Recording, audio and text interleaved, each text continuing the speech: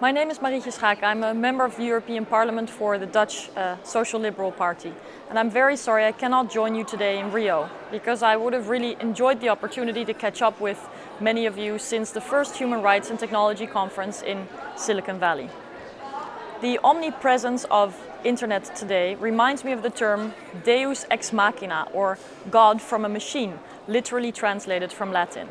And it does seem that some people religiously believe that solutions for all of our problems will come from technology itself, without human intervention. As a politician, I'm more comfortable with how the term Deus ex machina is used in the modern context, one that I believe we should identify with. In modern times, it indicates a phenomenon that solves a problem in a plot that seems stuck, like a superhero or an extraordinary intervention. I believe we should all act like superheroes, not for the internet as such, but more so for the human beings that are using it. I will make a plea for seemingly impossible interventions to preserve the open and unrestricted internet and to protect human rights online, instead of leaving technological developments up to the divine powers that be. A lot has happened in the past year. The situation in the Arab world is still in flux.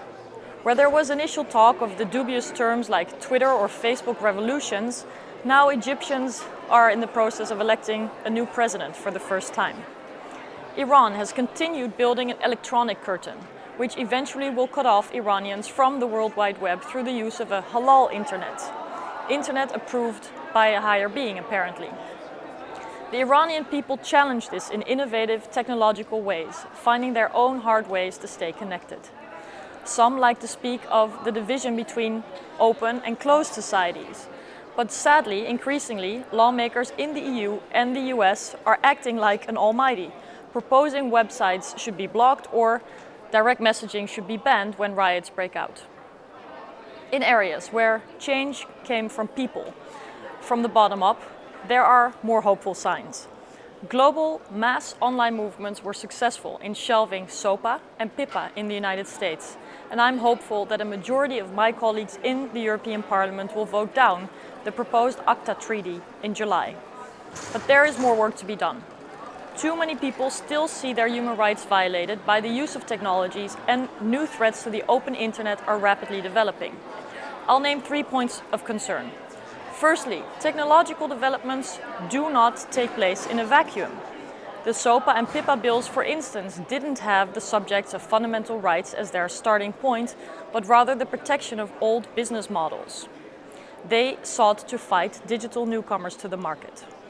Luckily, by using the enabling power of internet to assemble virtually, to exchange ideas, to get organized, users created a massive outcry which has definitely been heard by policymakers throughout the world.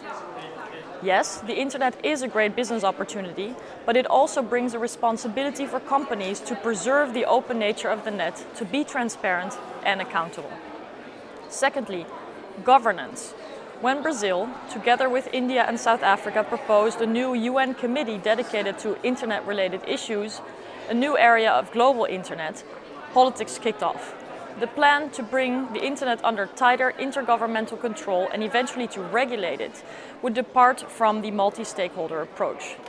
And I don't think a UN body could manage the internet effectively, but perhaps this is related to my general skepticism of the United Nations' ability to ensure peace, human rights and development. I believe that a functional and inclusive multi-stakeholder approach, such as often envisaged in internet governance discussions, should see users and their fundamental rights and freedoms more prominently taken on board. Internet governance should see stakeholders from all over the world included, yet we must be careful that emerging economies in which people's rights are too often compromised by economic gains do not start to push universal human rights off the agenda.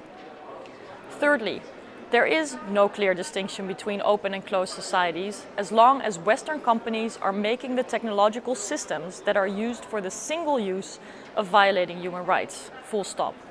Suggesting that lawful interception is just a technological requirement misses the context of the rule of law, which provides an essential circumstance to be able to either speak of lawfulness or not.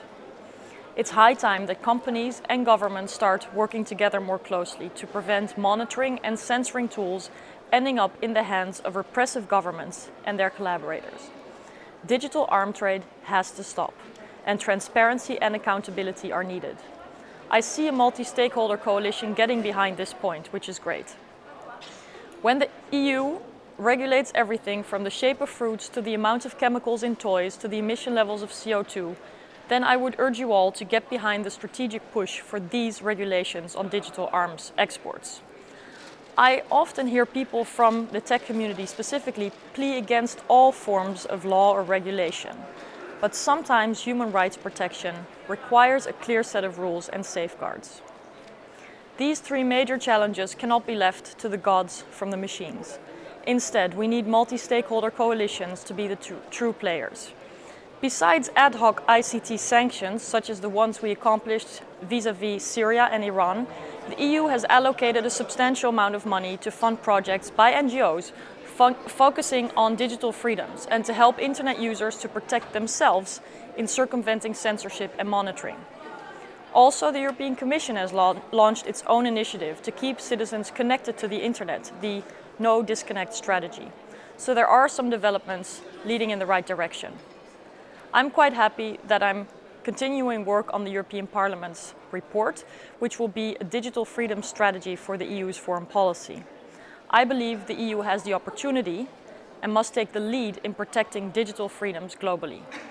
I will give concrete suggestions on how to increase transparency and accountability on the side of businesses, how the EU should use its economic leverage to ensure digital freedoms in free trade agreements, and how we should only build new partnerships with third countries if they respect human rights, both online and offline. And for starters, we must be credible in our own policies at home. Otherwise, we can never lead in the rest of the world. Freedom online should be a key part of the EU's foreign policy. In a globally connected world, where traditional borders and jurisdictions are becoming less absolute, the parameters of lawmaking are changing. A clear strategy on how to engage in multilateral fora to keep global internet open is a necessity. I look forward to sharing with you very soon the first draft of my strategy. I'll put it on my website and I hope you'll be reading it, and I'll invite you to give comments and suggestions to make this draft the best it can possibly be. I thank you so much for your attention and I look forward to staying in touch, and I wish you a wonderful RightsCon in Rio.